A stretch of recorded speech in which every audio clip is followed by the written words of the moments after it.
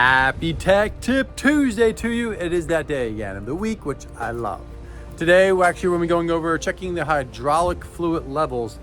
In particular, if you have a machine on rent for more than a couple days, in a week and a month, you want to do your annual, well, not your annual, your daily inspections, I should say. One of them, the important things to check is your hydraulic tank fluid levels. And there's a certain position that is ideal to check this.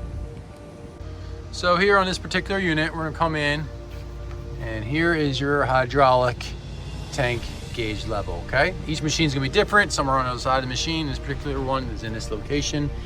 Check those out before you jump onto them.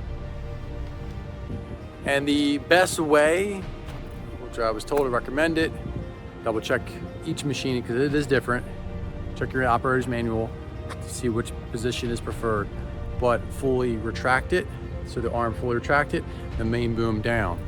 In this position, like this unit, so that the arm is down, it's scoped all the way in, and that is a proper way to check your hydraulic tank levels. And again, not the same for every machine, so please just make sure you check your operator's manual for each machine and what is preferred, but that is something to keep in mind. If it's all the way up in the air and shooting straight out, your tank's gonna look super low because obviously the fluids are going up all the way and they're into the cylinder filling it.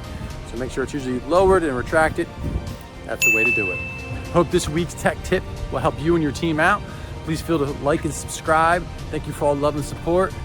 And if I can help you out directly, shoot me a DM, email, and love to help you and your team out. Have an amazing rest of your day. Appreciate you all. Take care.